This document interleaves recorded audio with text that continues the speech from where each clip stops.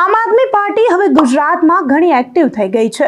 Social મીડિયામાં પણ આમ આદમી પાર્ટી ઘણી એક્ટિવ થઈ ગઈ છે, પોતાના કેમ્પેનો ચલાવી રહી છે। છોટાઉદેપુરમાં કાર્યક્રમ રાખવામાં આવ્યો, સદસ્યતા જોડો કાર્યક્રમ।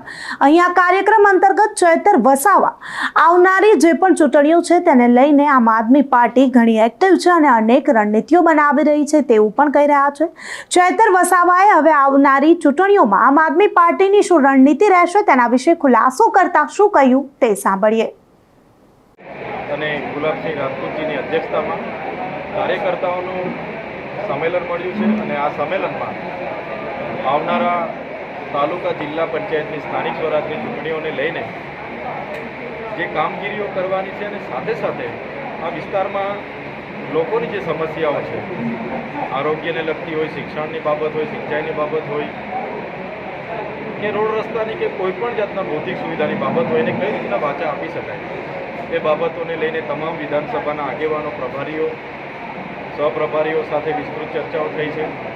સાથે સાથે કઈ રીતના આવનારા ભવિષ્યમાં આગળ પાર્ટી વધે અને પાર્ટીને મજબૂતી મળે એ તરફની આખી ચર્ચાઓ આજે થઈ છે। ત્યારે એમના માર્ગદર્શન હેઠળ આવનારા દિવસોમાં છોટાઉદેપુરમાં પાર્ટીને સારું માર્ગદર્શન મળશે, સારી દિશા મળશે। અહીંના લોકોના જે પણ અપેક્ષાઓ છે, જે પણ પ્રશ્નો છે એ વર્ષોથી નિરાકરણો નથી થયા, એવા પ્રશ્નોનું નિરાકરણ આવશે એવો અમને પૂરેપૂરો વિશ્વાસ છે। સાહેબ, બીજી વાત, આજે તાલુકા પંચાયત, જિલ્લા પંચાયતની તૈયારી તમે પ્રારંભ બી કીધી છે, તો હવે કોંગ્રેસ સાથે છોટાઉદેપુર જિલ્લામાં કે નર્મદા જિલ્લામાં તાલુકા પંચાયતની ચૂંટણીમાં ગઠબંધન નહીં થશે? આજે સ્થાનિક સ્વરાજની ચૂંટણીઓને આવવાના હજુ 8 થી 10 મહિના લાગશે એવું મને લાગે છે। ત્યારે હાલના તબક્કે ગુજરાતમાં આમ આદમી પાર્ટી અને કોંગ્રેસનું ગઠબંધન નથી એ વિસાવદરની પેટા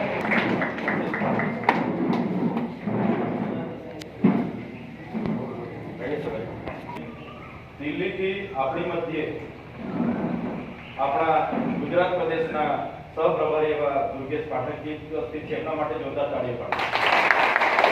તમને બધાને યાદ છે દિવાળી બાદ આ છોટાઉદેપુર લોકસભામાં આપણે 25 કાર્યક્રમો કર્યા છે, 25 થી 30।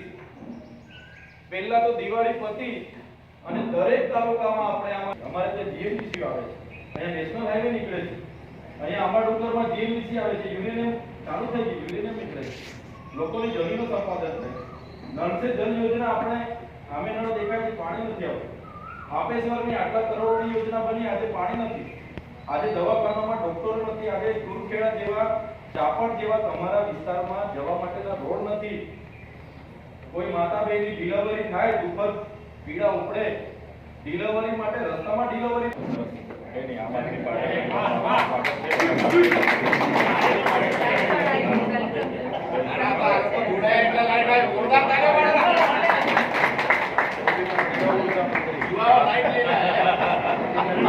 फोटो भी क्लिक करिए आप उमेश।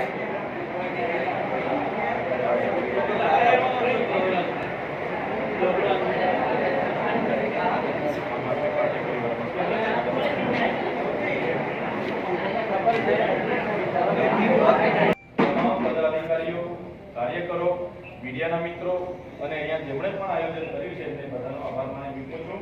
બધાનો ખૂબ ખૂબ આભાર, ધન્યવાદ। જય હિન્દ, જય આદિવાસી। નસવાડીના સ્નેહ મિલન કાર્યક્રમમાં કમસે કમ 300 થી 500 લોકો હશે ને પ્રમુખજી? સંખેડામાં પણ 200 લોકો હશે, 200 થી 250 લોકો। કવાટમાં પણ 500 થી 700 લોકો હતા, છોટાઉદેપુરમાં પણ હતા, 200 થી 250 લોકો તો છોટાઉદેપુરના સ્નેહ મિલનમાં હતા। ભોગંબામાં પણ 300 લોકો હતા, પ્રવીણભાઈ સાચી વાત છે? નાગોદમાં પણ આપણે 400 થી 500 લોકો તો હશે। ત્યારબાદ હવે ચૈતર વસાવાએ સાફપણે કહી દીધું છે કે આવનારી ચૂંટણીઓમાં આમ આદમી પાર્ટી ગુજરાતમાં લડી લેવાના મૂડમાં છે। અનેક રણનીતિઓ પણ બનાવી અને હવે આમ આદમી પાર્ટી સોશિયલ મીડિયામાં પણ ઘણી એક્ટિવ થઈ ગઈ છે। ભારતીય જનતા પાર્ટીના રસ્તે આમ આદમી પાર્ટી ચાલી રહી છે। જે રીતે સોશિયલ મીડિયામાં ભારતીય જનતા પાર્ટી એક્ટિવ છે, પોતાના કેમ્પેનો કરી રહી છે, તે જ રીતે હવે આમ આદમી પાર્ટી પણ પોતાના કેમ્પેનો ચલાવી રહી છે અને સદસ્યતા જોડો કાર્યક્રમ પણ ચલાવી રહી છે। અને આ જ સદસ્યતા જોડો કાર્યક્રમ અંતર્ગત ચૈતર વસાવાએ આમ આદમી પાર્ટીની રણનીતિઓ વિશે પણ વાત કરી. તમને શું લાગે છે, શું ખરેખર ગુજરાતમાં આવનારી ચૂંટણીઓમાં જેમ ચૈતર વસાવાએ કહ્યું આમ આદમી પાર્ટી બાજી મારશે? તમને શું લાગે છે અમને કમેન્ટ કરી ચોક્કસથી જણાવજો તથા અમારી ચેનલ નિર્ભય ન્યૂઝને લાઇક, શેર અને સબસ્ક્રાઇબ કરવાનું ભૂલશો નહીં. આભાર.